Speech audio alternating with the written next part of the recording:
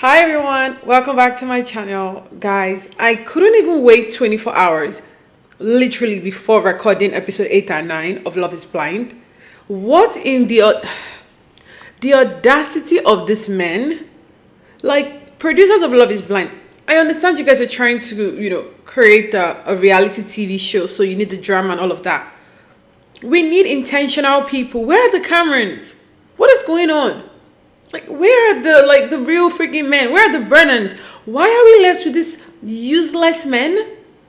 Like, coming across our screens, and then we're subjected to this, oh my god, the gaslighting, the lies, the delusion, the audacity. Let's just go right into it, because let's just dive into it, okay?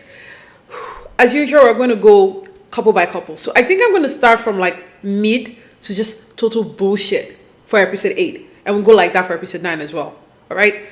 I'm going to end up breaking this video into 2 because I have a lot to say. So it's going to be a lot. So please just bear with me.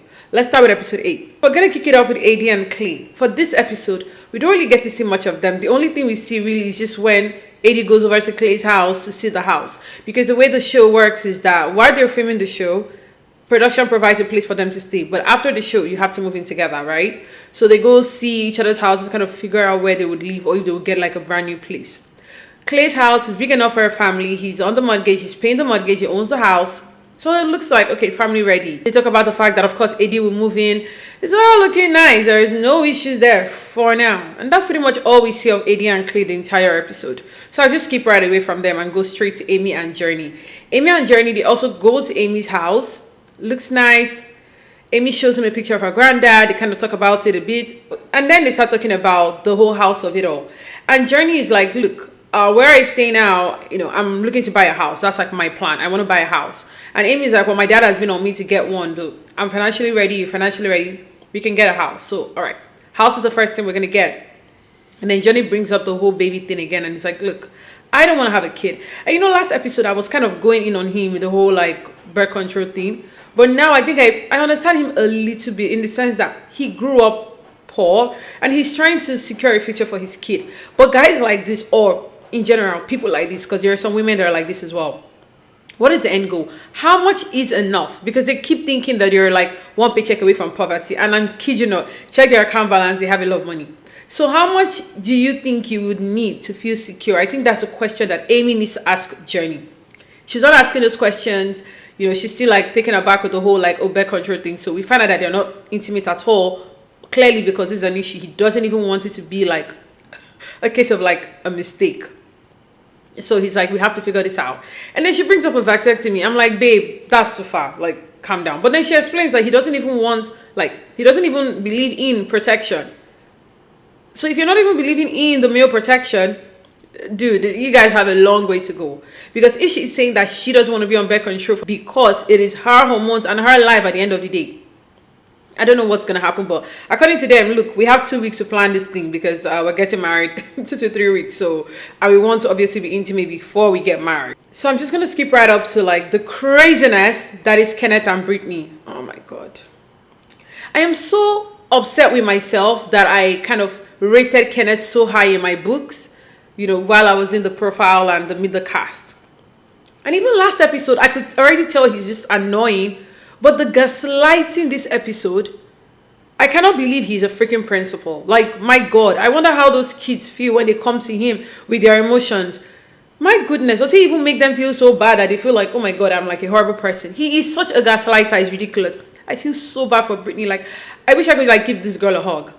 You did nothing wrong, like nothing wrong. Just unfortunate that you were just, marked with the whole like religious thing. I'm a good guy. So we see Brittany, and so starting right off, we go to Kenneth's house. He has nothing in his fridge, nothing. Even his spices in his cabinet is literally nothing.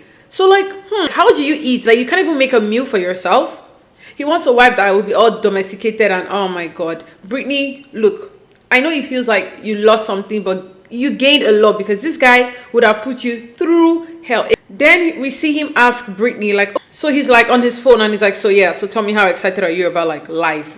What is to come? So how are you excited about this process? And then she's like, of course I'm excited, but like, I'm just not feeling validated in my feelings. She's trying to communicate to this guy this annoying person. I'm trying not to like insult him, so I'm just trying to be as nice as possible, right? But I am, my patience is running thin.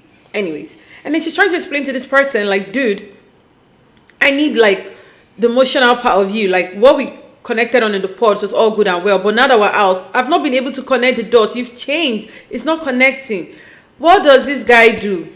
He's like, well, when I was leaving in the morning, I tried to, like, in the middle of the night or something, I tried to, like, validate your feelings, like wake you up to say good night. So you left the house, you come home really, really late, you had the audacity to wake her up to be like, well, don't say I didn't tell you good night. Bruh, are you crazy? That's literally what he did. You're waking her up so you can tell her good night. And then he's like gaslighting her, like actively gaslighting her into her thinking she's the one at fault for even saying, oh, just validate my feelings, just be all touchy-feely. He's like, well, I am touchy-feely, but like, I don't know about you, but I am touchy-feely. You're not, because that's all she's asking for. You'll be very, very withdrawn from this girl. It's so obvious. And then he's breathing. The moment he started using religion, I felt like backhanding him one. Don't use the name of the Lord in vain. Stop it. You guys they'll just bring out religion when it suits them. And then he's like, the one who God has prepared for me will be the one for me. The one, and I'm not trying to say anything, but like, even the one who will be prepared for you, he's going to prepare us. This is how you know that this guy is just full of shit. Because even when she was saying, you come home late, it's like, what do you mean I come home late? I was out with my friend, and then I was out with my mentor. You're about to get married to someone in less than 3 weeks. You should be so excited to be everywhere we have. Be like, babe, let's go see my mentor. Babe, I want you to meet my friends. Babe, I want this, I want this, I want this. But it's so obvious that you're like doing a me thing. And that's what she's talking about. Like, there's no connectiveness. Like, I can't feel myself in your life. I'm just removed. That's how she's trying to express herself. And then he brings up the Lord. The one that the Lord has prepared for me, will be there for me. While he's doing this, he's still on his freaking phone. I felt like if I was Britney, at that point, I would just be like, give me that phone and fling it. Like, talk to me. And then before I know what's going on, he just types stuff on his phone. I'm guessing he's probably chatting with someone. I don't know if he has a girlfriend at this point, because I'm thinking he has to be chatting with a girl, because there is no guy on this planet that just likes chatting with other guys. I disagree. So it has to be a girl. And in that moment, he's on his phone, right? And then he just looks up and he's like, I don't want this. I'm done. I can't do this. And then he has the audacity to be like, come and give me a hug so there's no beef. What? Do we say, oh, at least Kenneth did not take advantage of her? At least, no. Kenneth is a gaslighter. Tell this girl the real reason why. Tell her the real reason why you're not into her anymore. You were so into her at the beginning. You were pulling up slides for her. You were doing everything. You were trying to like, oh, babe. Every 10 seconds, you're coming to like, oh, do you need anything? And then it just switched. Why? You have to be honest with this girl and tell her why. I felt so bad for Britney. Like, I felt so bad for this babe. Like, you did not deserve any of that nonsense. But at the end of the day, I am so glad he's done. Get out. Because it's better for you to say no now than go like embarrass her at the altar. But at the same time, he didn't even try.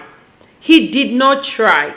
And guess what? When he like hugged her after there is no beef, just so they know there's no beef. And then he hugged her. And I felt so bad for her because she was like, I don't want to let you go. I'm like, babe, let this idiot go. Let him go. He's a fool. Let him go. It's not even worth your tears. Guess what? He's still on his damn phone. And then he leaves. And then obviously because of the cameras, we can hear him because he's still mic'd. We can hear him say, yeah, like, I'm coming over to your place and whatever. He's his friend. So we already know he's had these conversations already, like, I'm done. And they were trying to gaslight her. And I'm sure at that moment, he had this little sense of humanity that, like, dude, stop dragging this girl on and just let her go. Because at that point, she was, like, full on tears. Because she's now thinking, like, am I the crazy person? He's telling me he's so affectionate. He's telling me he cares. Like, am I the crazy person? But I hope this is the last time I see Kenneth on my screen. I don't even want to see him at the reunion because he has nothing to provide. So we're leaving Kenneth and Britney. I love you, Britney. Like, girl, heal. You don't need this rubbish in your life. I hope you found someone else that would actually appreciate the queen that you are, because you're a really nice person. And it just sucks that this crazy person robbed you of this great experience to actually find someone. So, let's move to the next crazy person. Because this cast, they're all mad. Now we move to Chelsea and Jimmy. Guys, that I tell you that I'm in front of my TV screen like screaming, boo, boo, tomatoes, tomatoes, at this guy. And even at Chelsea too at some point, because this relationship is just bad. And how these two people are still forcing it, I don't understand. Like, horrible relationship. Chelsea and Jimmy go to Chelsea's apartment at first. She has a roommate. The roommate comes in, she's a little bit too much. Jimmy's like, I can't even leave here. Like, you can tell he doesn't really like the roommate. He doesn't care for her. They go to Jimmy's apartment. It's a nice studio apartment. It's a good place for one person. But yes, it's too small for two people. But like, what do? They will move in together for now and then try and get another place. That's kind of like the plan. All right, so Chelsea's friends come visit her and she tells them that Jimmy is walking upstairs. So they go to the balcony. They start having conversations about, hey, tell us what happened in the pods. Like, how did you guys meet? How did you guys fall in love? And then she talks about it, she brings up Trevor. She talks about the fact that she connected with him, the fact that he told her he loved her. And they're like, oh my God, and you didn't pick him? She's like, no, I shut him down. But then I picked Jimmy because Jimmy also told me he loved me. But hey, he also connected with someone else on the pods. But they ended so badly. But now he's seen her picture. And he's been acting all weird. I don't know, if that's like why he's acting weird. If he's thinking about what life would have been with her instead of me. Like, he hasn't even kissed me all day. Like, I don't know. Well, this is what you put yourself through, babe. Because as far as I'm concerned, the only reason why you picked Jimmy is because you wanted to win. Because Trevor even asked you in the pods, why are you going for someone that's trying to decide when I'm all for you?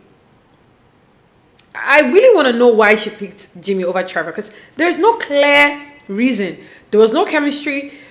There was no connection. Everything was with Trevor, but whatever. Now you've laid your bed. You have to lie in it. You have to. Now at this point, Jimmy comes down. He says hi to the friends. He asks the friends if he's normally like Chelsea's type. They say no. Then they ask him if Chelsea's his type. He says yes, which we know is a lie, which find out later in the episode. Then Jimmy says, I love her, 100%. I want to lie with her. And then they ask him about the pods. And then she's like, babe, you can say whatever you want to say, babe.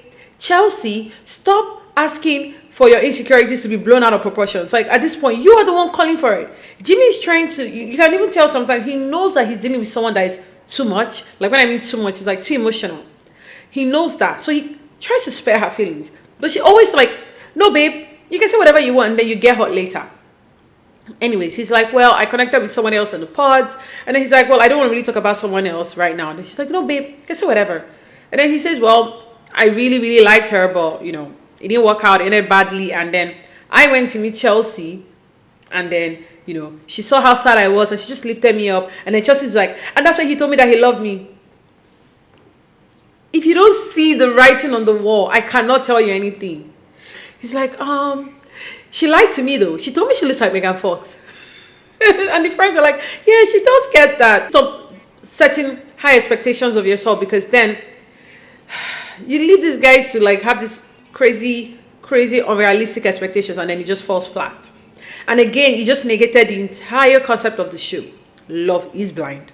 So later on that evening, Chelsea and Jimmy are like discussing about like the events of the day. And then she's like, well, you're not in a good mood today. And he's like, really? It's like, yeah, because you didn't kiss me all day. Oh my God. And then he was like, oh, my lips are hurting. Oh my God. She says, you didn't kiss me all day. He responds, my lips were hurting. The same lips that he beat his lips in the DR how many days ago. Dude, you beat your lip. That's it. It's going to go. It's not like, we can't even see it swollen, nothing. There wasn't even blood on it when you beat it. So, like, what do you mean? It's like, I haven't really spoken well today because, like, I bit my lip and it's really hurting. And then Chelsea's like, all I asked for is acknowledgement. You already know I'm an emotional person. I need that. I need that acknowledgement. Like, I keep telling you, I give you validation. I give you all these things. You don't give it to me. And then he's like, well, babe, I acknowledge you. I do. Like, I ordered food for us. And then she's like, I don't need you to acknowledge me financially. I need you to acknowledge me emotionally. Oh my God. And at that point, Jimmy's just like, ugh. Do you know what, babe? And then at that point, he's like, look, I told you I love you more than any of these guys that we're doing this process with. She's like, I don't care about another person. I care about us. She's like, I always give you compliments. Always. You don't do that to me. I told you I love you all the time. You're not doing the same with me. And then he's like, dude, don't worry. I'll remember to tell you I love you. When he says, don't worry, I'm going to work on remembering to tell you I love you. At that point, I'm like, no. Of everything that you work on in a relationship, you should never have to work on saying, oh, remember to tell her I love you today. 10 times a day. No, it just comes naturally. You can also not say, you know what, I have to remember to kiss her 3 times a day. No, you kiss her naturally as well. And then Chelsea brings up Jessica. And Chelsea's like, look, you've been acting weird since you saw Jessica's picture. And then he's like, it has nothing to do with Jessica. Chelsea's like, look, you've been acting weird, and it makes me feel like you're kind of wondering what life would have been with Jessica and not with me. And so now he says, no, it has nothing to do with Jessica. That why Jessica even came up is because when they got back from the DR, Jeremy had told him like, hey, have you seen Jessica? And he said no. And Jeremy sent him Jessica's Instagram. And that's when he saw her and said, oh, she looks like a Kardashian. I'm like, oh my God. Why would you be telling Chelsea this right now? She's already feeling insecure about how she looks and how maybe you favor Jessica to her. And then you're like, oh, she looks like a freaking Kardashian. What is wrong with you? The men on this show, like, the delusion is annoying. Like, the disappointment.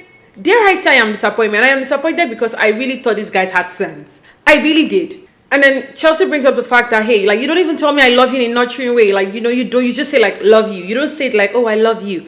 And then at that point, he's like, dude, I bit my lip. I'm like, no.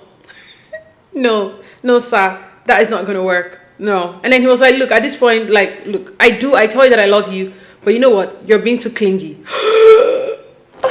You literally are supposed to marry this person in 2 to 3 weeks. You're supposed to be clingy. You don't even want to go anywhere. You want to be with this person all the time. You want this person to be in every aspect of your life. What do you mean by she's too clingy? And of course it's offensive. And I'm liking the fact that she acknowledged the fact that it was offensive, because if she had just brushed it over, I would have been mad. And so she takes offense to it. She's like, that's extremely rude. What do you mean I'm clingy? Chelsea says, I cook for you. I go sit down with you. We watch a show. And then we go upstairs. And then we have sex. And then he says, well, now that you're talking about sex, you're the one who wanted sex. And you know what? I think I need a breather from that as well. Huh? What the hell is wrong with these men? What is going on in North Carolina? Or what is going on with men in 2023/24? What is going on? What, like, mind blown. The audacity that he had. He even said, he's like, I need a breather from that. At that point, she's like, I'm going home. But then he beats her to it. He packs the things and he's like, I'm going to stay at my place. And then he leaves. She walks away. She's crying. And then we see her just sitting on the couch, like, bawling. Now we get to Laura and Jeremy. We get to see Jeremy's place. Extremely clean. Like, Laura is even like, okay, I am clean. But no, you are like scary clean. Like scary serial killer, like in a good way clean, according to her. And obviously, he's like, you know, you're going to move into this place. She's happy with moving into his place. And then we see Laura meet up with Jessica. You know, Laura asks about her daughter. Jessica, talks about the whole coming back home and kind of depressing from. So we see Laura and Jessica meet up. And they're like even matching. I remember they were close in the pods. So Laura is asking about her daughter. And Jessica is like, it was nice. So Laura is asking about her daughter. And Jessica's like, when I got back, she thought I was engaged. And I was like, well, the guy I fell in love with was in love with somebody else. And the daughter was like, excuse me. Is he well? How is he falling in love with somebody else and it's not you? Anyways, Laura asks her like, oh, have you heard from Jimmy? And then she says something that we didn't even know. She's like, the day you guys got back from the DR, I get a friend request on Instagram from Jimmy, because I'm assuming now that Jessica is on private, right? Now she says she leaves that for 8 hours. And then when she comes back to it, he's no longer like, he's redrawn the friend request. And then she's like, dude, I've already seen you. Like, I've already seen you, so why are you like drawing it now? And then Laura's like, so how did he look? Does he look repulsive to you? And then she's like, no. And Jessica even knows that it doesn't really matter how he looked. Just the voice and the conversations and how deep they went should have been okay with it. And then Laura asks if she would have like questions for him if they see. And Jessica says she has questions for him, but like she doesn't know how she would react seeing him, because she's been trying to heal from the entire breakup. And then she just hopes that he and Jessica are doing well. Like, for her sake, this is what she said. Like, for Chelsea's sake, I hope, they're in love. And Laura's like, well, I think so. I hope so. And then Laura tells her about Sarah Ann. And Laura's like, look, Sarah Ann actually DM'd Jeremy. Like, Sarah Ann, when Jeremy broke up with you in the pod and you had like a goodbye with Laura, you were acting like you were like a grown woman that just took the breakup of the chin and like, good luck to you guys. Not now. You're going in his DM. Hey, just happy that, I met you in this process. However, if things don't go well, DM me or something, like, let me know. If you're having second doubts, let me know. Dude, what the hell? That is not being a girl's girl. Like, what are you doing? And obviously, Laura shows it to Jessica, and she tells Jessica that, Jeremy showed it to me. So Jessica's like, well, at least he showed it to you, so that's a good thing, right? well, and he did not respond. So that's a good thing, right? Laura is like, well, for now. And Jessica lets you sleep. Well, right now we're Team Jimmy instead of Team Jeremy. And that just shows how much Jimmy's seeing her mind. And then Laura is like, oh, that was a slip up. And then she lets us know that obviously she's still in love with him. Obviously she still thinks about him. You know, she's imagined how their life would have been. But like, you know, it is what it is. But like, look, she knows that if they ever see, he's going to be tempted. And Jessica even mentions that she's done some investigations and all his exes look like her. So she already knows, like, okay, I already know you like me, like you like my type in real life. And then we already kind of connected in the pod. So like it's going to just be electric if we see. That's what Jessica is saying, right? Ay. Alright guys, this is where we end episode 8. I'm gonna jump into episode 9 now. It'll be in the next video, guys. What are your, like, I need to know what you guys feel. Like, I'm loving the conversations we're having in the comment section. Let me know. If you're listening to it on the pod, guys, please comment there as well. I'm going to put a poll question there as well. I want to see your comments. Let's have conversations. Who do we think is actually the worst guy right now? From what we've seen, we're in episode 8. Who is the worst guy? Is it Kenneth? Is it Jeremy? Is it Jimmy? Is it Clay? And is it, there is no even way Johnny is there, but like, let's just add Johnny. Is it Johnny? Johnny is still my favorite with Amy, obviously. And Jeremy was my favorite, like, standalone guy, but like, I'm sorry.